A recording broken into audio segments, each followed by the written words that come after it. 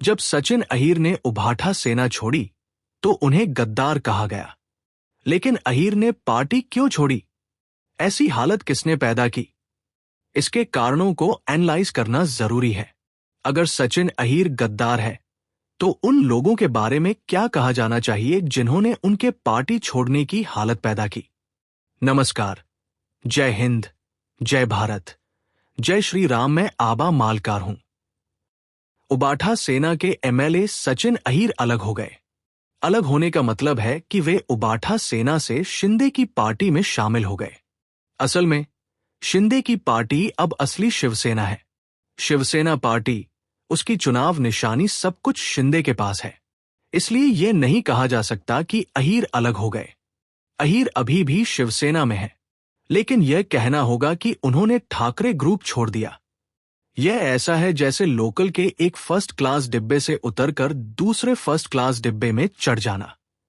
सचिन अहीर के अलग होने के कारण तो कई लोग बता चुके हैं, लेकिन हमें यह जानना होगा कि सचिन भाऊ को उबाठा सेना क्यों राज ना आई।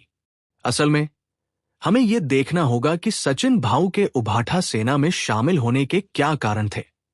2014 के विधानसभा चुनाव से पहले सचिन भाऊ उस समय की शिवसेना यानी उबाठा सेना में शामिल हो गए थे। उस समय वर्ली विधानसभा क्षेत्र से आदित्य ठाकरे को मैदान में उतारने का फैसला किया गया था। इस क्षेत्र में शिवसेना एमएलए सुनील शिंदे थे। उन्होंने 2014 के चुनाव में सचिन अहीर को हराया था।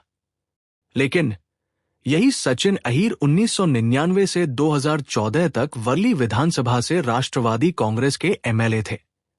हालांकि सुनील शिंदे ने 2014 से 2019 तक वर्ली विधानसभा क्षेत्र शिवसेना का किला बनाया था, लेकिन सचिन भाऊ शिवसेना के लिए एक चैलेंजर थे।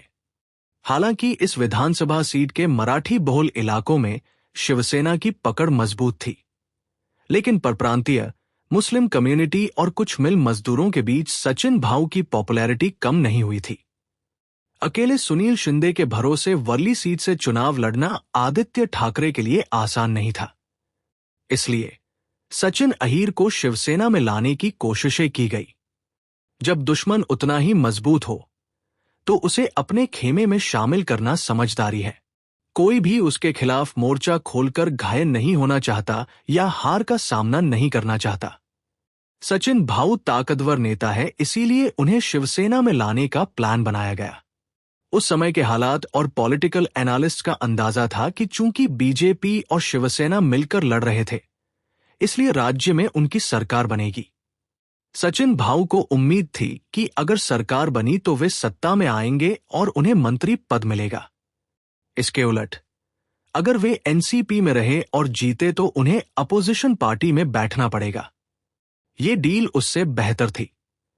मराठी में एक कहावत है, आम खावों पर गुटली मिट्टी में डालो, जिसका मतलब है कि आम तो खावों पर गुटली ऐसी जगह फेंक दो जहां वे जड़ पकड़ सके।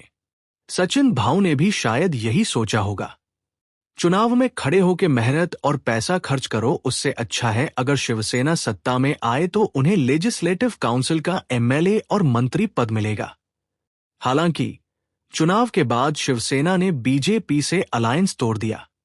महाविकास अघाड़ी सरकार आई। सचिन भाऊ एमएलए तो बन गए, लेकिन उन्हें मंत्री पद नहीं मिला। इसका कोई चांस नहीं था, क्योंकि उस सरकार के इंचार्ज शरद पवार थे। सचिन भाऊ ने उन्हें छोड़ दिया था।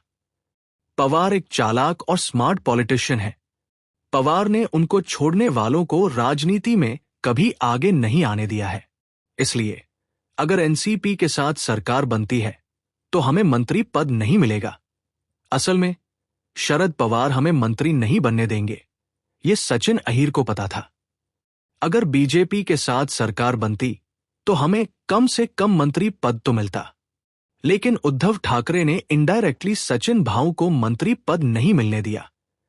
ये सचिन अहीर की पहली निराशा थी। उन्हें मंत्री पद नहीं मिला, कॉरपोरेशन भी नहीं मिला। दूसरी तरफ 2014 से 2019 तक सचिन भाऊ की अपने चुनाव क्षेत्र वर्ली पर पकड़ धीरे धीरे कम होने लगी। आदित्य ठाकरे वहां के एमएलए थे। उस समय सुनील शिंदे ने अपनी तरफ से अपने चुनाव क्षेत्र को बेहतर बनाना शुरू किया। इसके साफ नतीजे दिखने लगे। सचिन भाऊ के बैनर फाड़ दिए गए, उन्हें जानबूझकर किनारे कर दिया गया।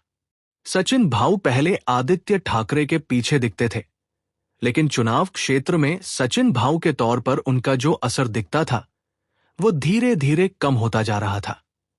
1999 से 2014 के बीच सचिन भाऊ ने जो चुनाव क्षेत्र बनाया था उस पर उनकी पकड़ कुछ कम होती जा रही थी। ठाकरे परिवार में खासकर आदित्य ठाकरे ने कहा, सचिन भाऊ को क्या नहीं दिया, यह सच है। सचिन भाऊ के पास बहुत पावर थी क्योंकि वो आदित्य ठाकरे के फेवरेट थे, लेकिन एक पब्लिक लीडर के तौर पर सचिन भाऊ पुराने गुमनाम हो रहे थे। उनके साथ काम करने वालों की भीड़ धीरे धीरे कम होती जा रही थी। वर्ली चुनाव क्षेत्र में जहां सचिन भाऊ हिम्मत करके कहते थे कि ये काम मैं अभी करवाऊंगा, सचिन भाऊ का सुर बदल गया था। वो कह रहे थे, मैं आदित्य साहब को बताऊंगा। नतीजा ये हुआ कि सचिन भाऊ अहीर के तौर पर उनकी पहचान सिर्फ आदित्य ठाकरे के फेवरेट आदमी तक ही सीमित रह गई थी। ये सचिन भाऊ को दुख दे रहा था, जो अपनी मेहनत से नेता बने थे। उनके मन में कहीं न कहीं ये सवाल उठ रहा था कि एक सेल्फ रिस्पेक्टिंग इंसान के तौर पर उनकी पहचान क्या है। एमएलए और पूर्व एमएलए के तौर पर उन्होंने जो गर्व बनाए रखा था वो आज कमजोर होता जा रहा था। सेल्फ रिस्पेक्टिंग इंसान एक समय के बाद इन सबसे थकने लगता है कि बैकग्राउंड में रहने से बेहतर है कि लड़कर हार जाएं। लेकिन मुझे ऐसी पिछड़ी जिंदगी नहीं चाहिए, यही बात सचिन भाऊ के मन में चल रही थी। हालांकि उन्होंने कभी सीधे तौर पर यह नहीं कहा, लेकिन उनसे मिलने वाले लोग इसे महसूस कर सकते थे। सचिन भाऊ ने एमएलए रहते हुए, एमएलए न रहते हुए जो मेहनत की थी वो कहीं खो गई थी। भाऊ एक मजदूर नेता है। वे राष्ट्रीय मिल मजदूर संघ, Maharashtra state national labour union के प्रेसिडेंट के पद पर रह चुके हैं। उन्होंने मजदूरों की कई समस्याओं को अपने दम पर हल किया है। उन्होंने मजदूरों के हक के लिए कई समझौते किए हैं। हालांकि शुरुआती दौर में सचिन अहीर के सिर पर शरद पवार का हाथ था, लेकिन इससे सचिन अहीर की कामयाबी कम नहीं होती। सचिन भाऊ लेबर सेक्टर में एक इज्जतदार और लीडरशिप वाली जगह रखते हैं, और बेशक इसका क्रेडिट पूरी तरह से सचिन अहीर की मेहनत को जाता है। मैं वर्ली चुनाव क्षेत्र में रहता हूं। सचिन अहीर कभी मेरे दरवाजे पर चुनाव प्रचार के लिए आए थे या शायद वो खुद चुनाव लड़ रहे थे। उनका लहजा कुछ भाई जैसा था। कह रहे थे कि वह मुझे वोट देना। तब मैं उन्हें देखकर हैरान रह गया था। लेकिन लेबर लीडर बनने के बाद जब मैं उनसे एक न्यूज रिपोर्ट के लिए मिला तो उनमें एक बड़ा बदलाव आया। उनकी भाषा, व्यवहार और तौर तरीके ज्यादा विनम्र हो गए थे। लेबर कानूनों और मजदूरों के हक के बारे में उनकी जानकारी देखकर मैं हैरान रह गया। मुझे हैरानी हुई कि क्या ये वही सचिन अहीर है। उसी समय मैंने मन में कहा था कि ये लीडर आगे बढ़ेगा और ऐसा ही हुआ। आज सचिन भाऊ इतने आगे निकल गए हैं कि उन्हें आदित्य को जिताने के लिए शिवसेना को भी अपने खेमे में शामिल करना पड़ा।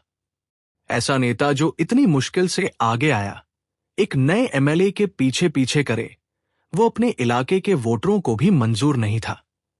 तो सोचिए सचिन भाऊ कितने निराश हुए होंगे, जिससे उनकी बेइज्जती होती थी। आज सचिन भाऊ शिंदे की शिवसेना में शामिल हो गए। उन्हें लेजिस्लेटिव काउंसिल का डिप्टी चेयरमैन का पद दिया गया। भविष्य में उन्हें मंत्री पद भी मिल सकता है। लेकिन इससे भी बड़ी बात यह है कि अब उन्हें आदित्य ठाकरे के पीछे पीछे चलने की जरूरत नहीं पड़ेगी। अब एक स्वाभिमानी नेता को अपने इलाके में अपनी मर्जी से काम करने का मौका मिलेगा। जो वोटर पिछले कुछ सालों में सचिन भाऊ से दूर हो गए थे, वे अब उनके पास वापस आएंगे। शिंदे की शिवसेना के पास वर्ली इलाके में काबिल लीडरशिप नहीं है। सचिन भाऊ के रूप में शिंदे को वह लीडरशिप मिलेगी। सचिन भाऊ अपने इलाके को फिर से बना पाएंगे। इतना ही नहीं, चूंकि वे पावर में हैं, इसलिए सचिन भाऊ मजदूरों के कई मसलों को सुलझाने में भी कामयाब होंगे।